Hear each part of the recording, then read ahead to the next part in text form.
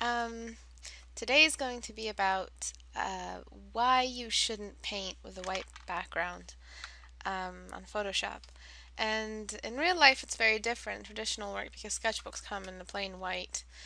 Sometimes it's an egg white or an off-white, and that's normal because in real life you don't have the glare of the screen, you don't have the artificial pure white that Photoshop offers.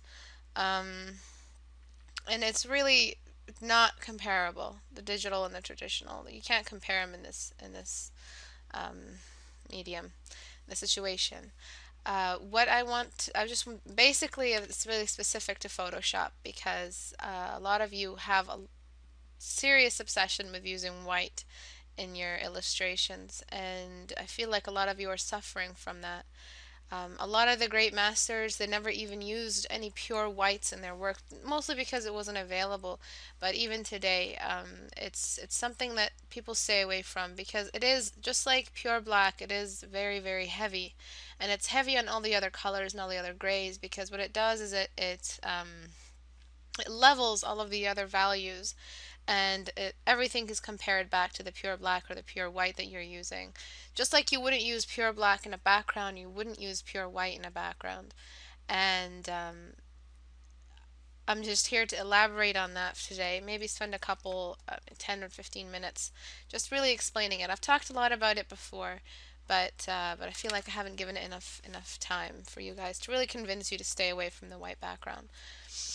Some of you, the reason why you use white backgrounds is because you think it's like a sketchbook. Oh, I'm just going to use the white background. It's not, because a sketchbook white is very different from the pure white that is found in Photoshop. So, sketchbook white is somewhere here.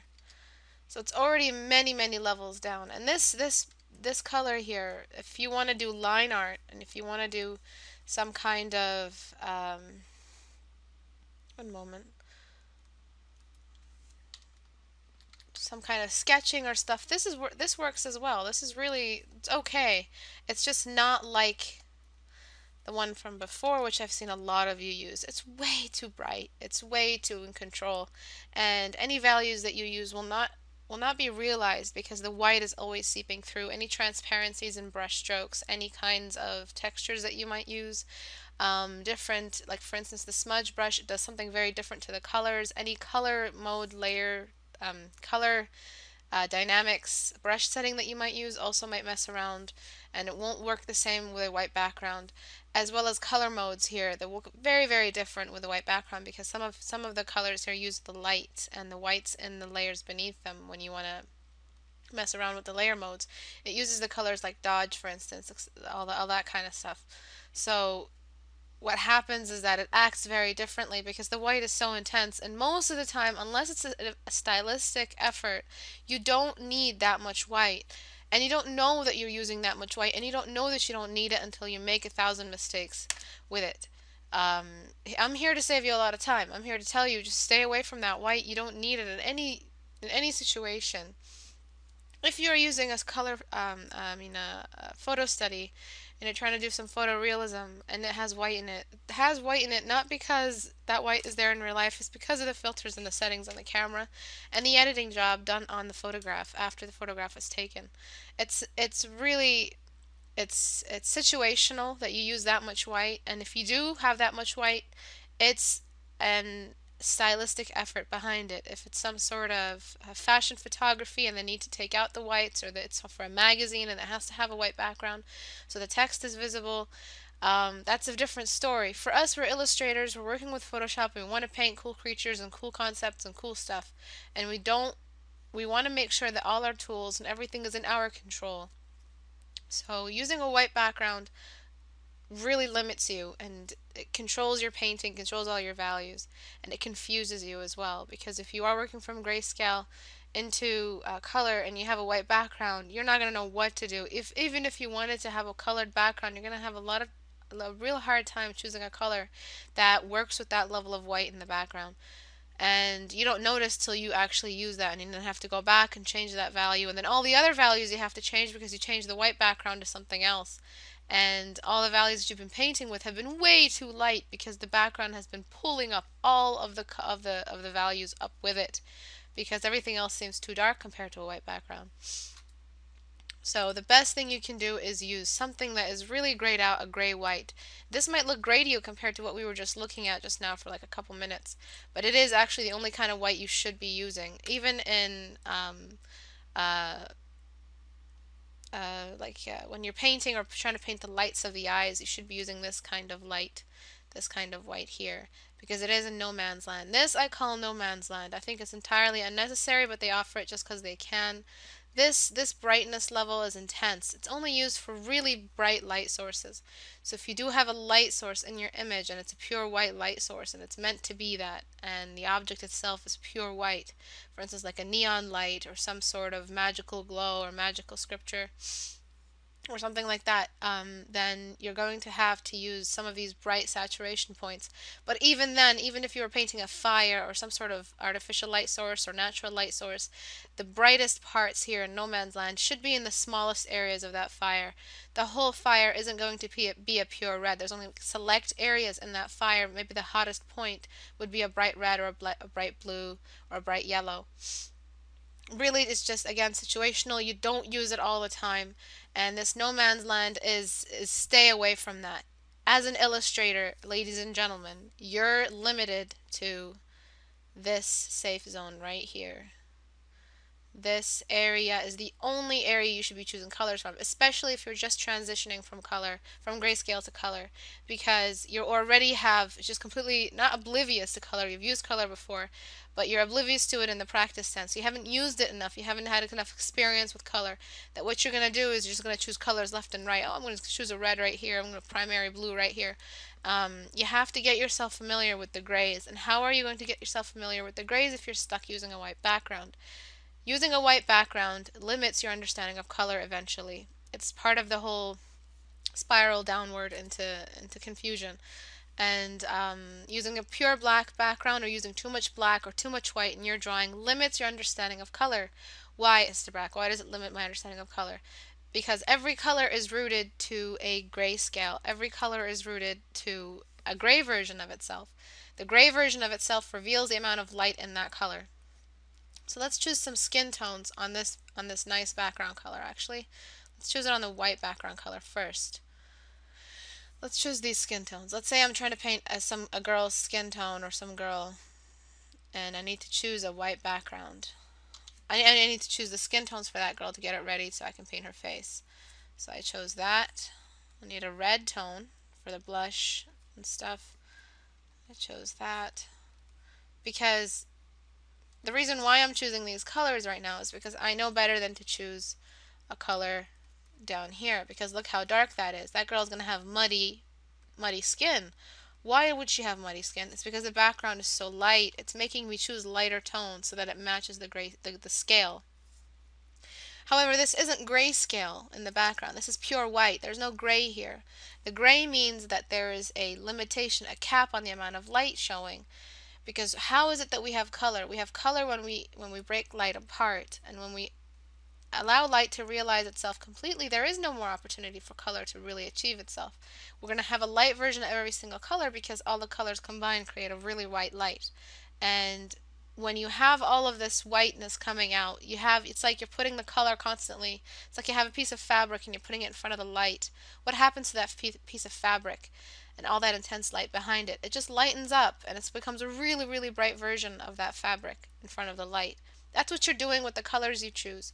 It's like you're placing the lights that you're choosing for the skin tone in front of a light source all the time. It's like an animator who has that light behind their drawing desk.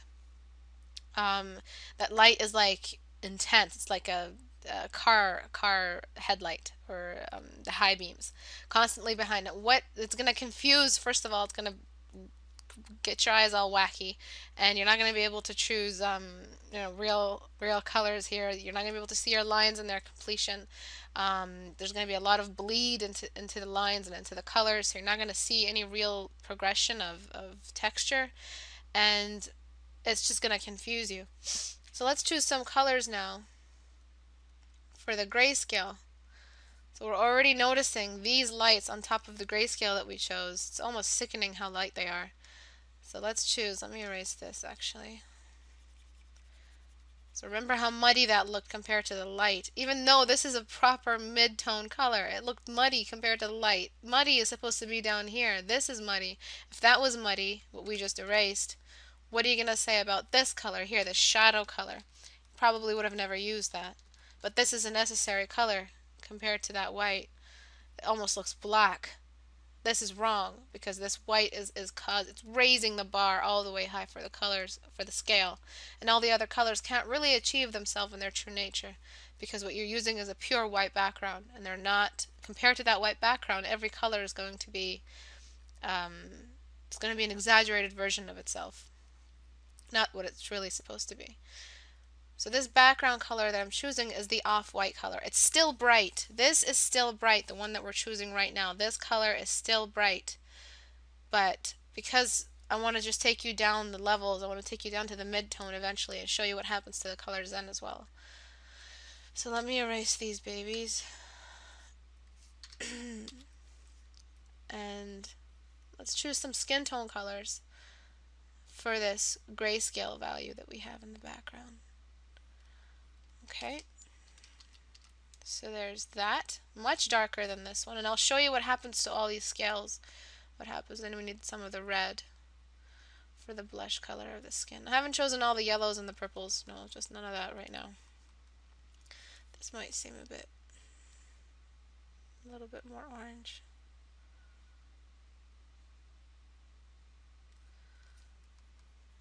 Okay, so we've got this skin tone, and then it's like dark blush color, or yeah, blush tone. Alright, so we've chosen these colors. They seem to match. Let me show you what these colors look like compared to the white. They almost look muddy. They're getting there. They're getting to that muddy stage because the white is too intense. It's too powerful. It's not allowing that color to achieve its true nature in the painting, to work like it's supposed to work combined with the other colors around it.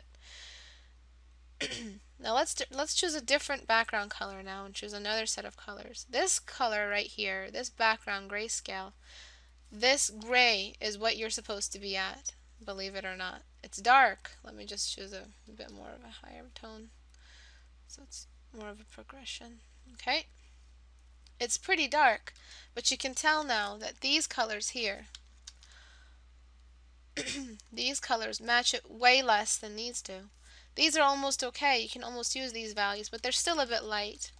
So let's choose some gray, some skin tones that match this background color. Basically what I'm doing right now with choosing these skin tones is, if I were to choose this background color here, what kind of skin tones would this background color make me choose? Because it's either too bright or too dark or whatever. So that my eyes know that it's matching it so that I can eyeball it. So this skin tone, so now I can really bring in a really rich skin tone, really saturated, not saturated, but saturated enough that I can really progress and build the values. And basically what I mean by building the values is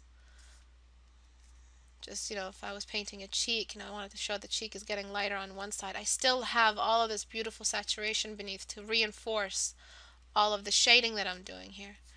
Then you get your yellow.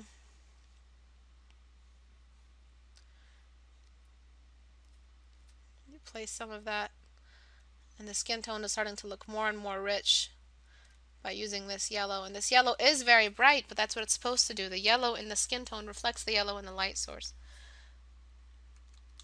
And you can see this beautiful rich undertone is reinforcing all of these values that I'm choosing. It's acting as a good anchor point. And I'm not losing any real form here because of the background. The background is sustaining this value, which in turn sustains this value and sustains that value.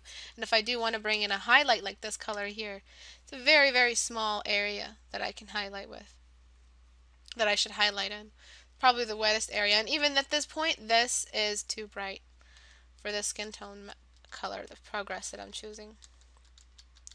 So let me just show you guys now. Let me just show you what happens when you choose a black background. Okay, so let's choose a black background now. Oh poop, I didn't use the right.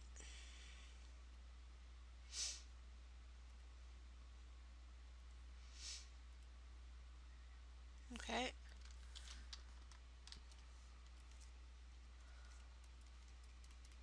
Okay, so let's choose a black background. So we've chosen 3 values already. Or no, we haven't. We haven't chosen 3 values.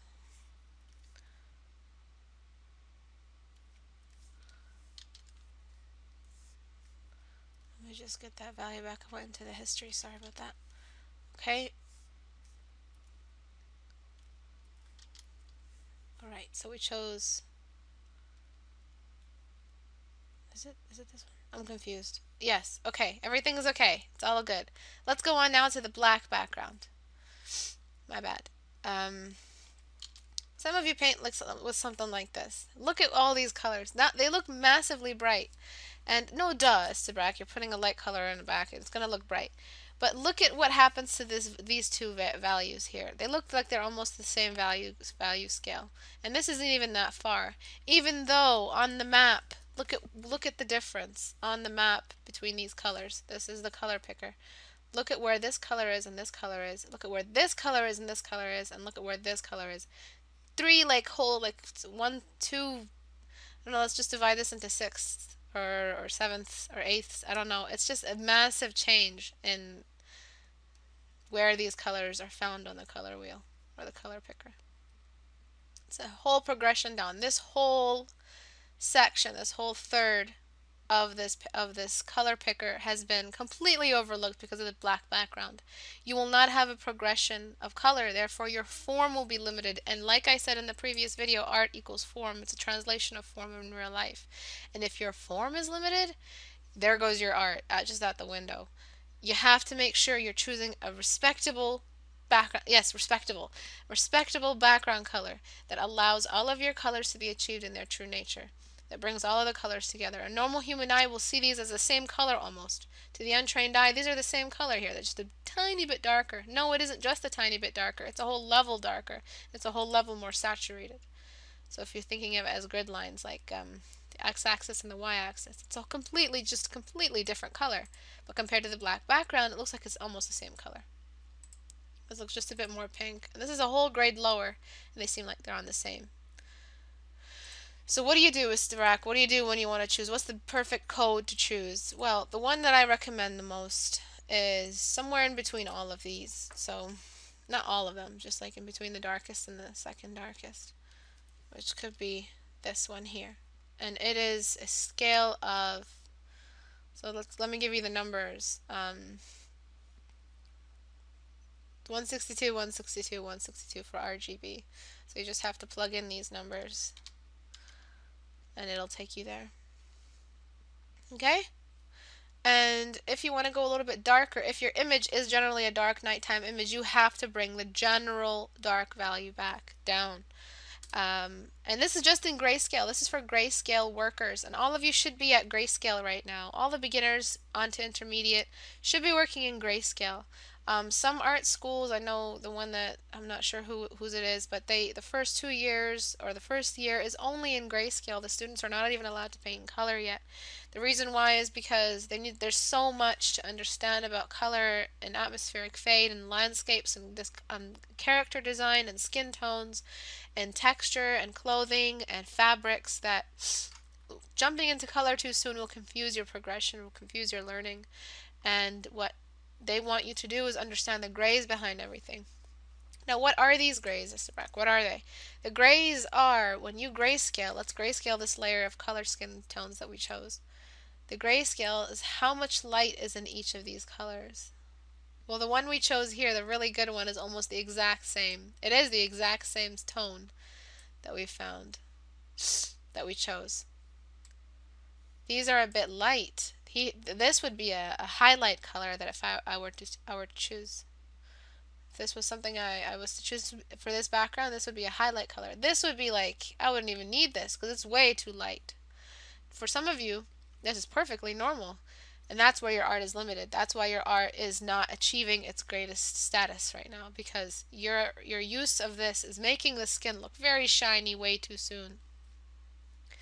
Grayscale is this. This is the value. This is the This is what grayscale is all about. It reveals to you how much of the light is in the formula of the color.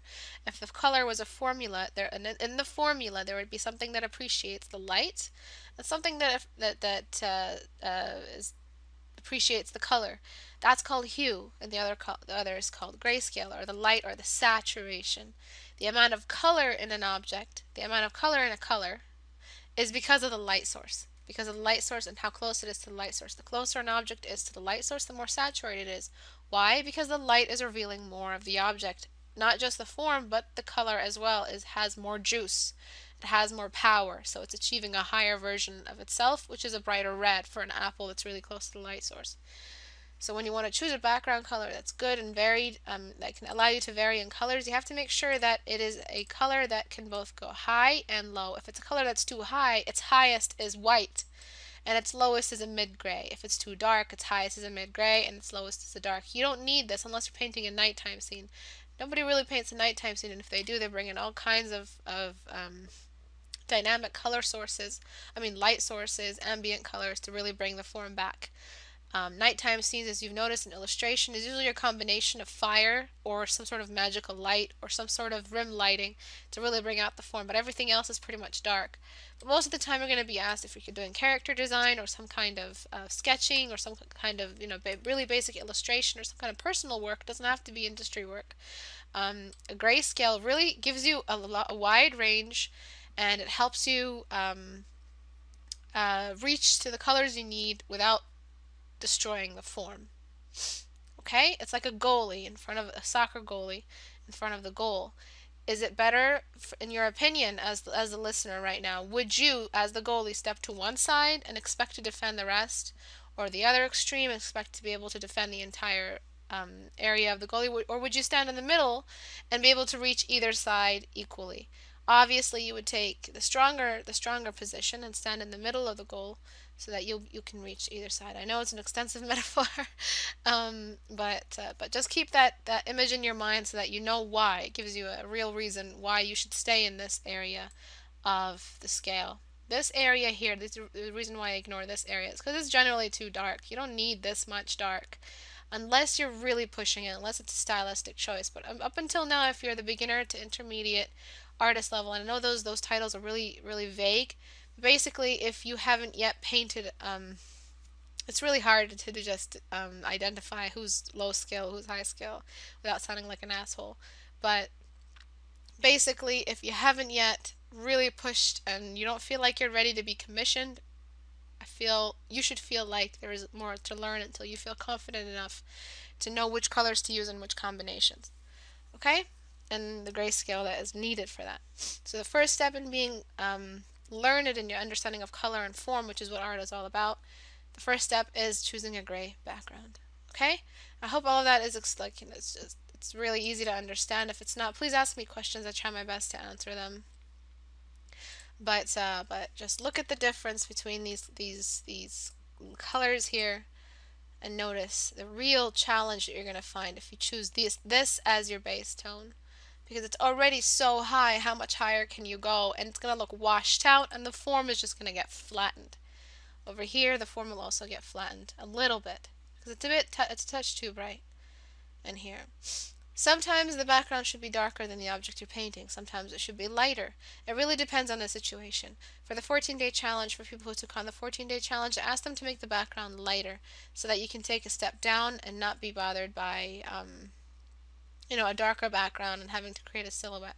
So usually I ask the students to choose a lighter background. That way they can avoid making the darks that are too dark. If the background is too dark, then you're going to naturally be pushed towards making a dark that's not necessarily that dark, that can't even be that dark on skin. Skin can only get so dark, depending on the light source. But either you choose this background here, which is a pretty good one, 171, or the other one that I gave you, 164 or something, or 141. And that's pretty much it. I hope that explains everything. There is no Q&A session because I had to make it before I got the questions, but if you guys do have any questions, please, there's a comment section below for this very reason, to get into engage in a dialogue with me. I will be more than happy to ask you questions. I mean, answer your questions. I'll ask you questions too. And that's it. Thanks everybody, and have a great day. Bye-bye.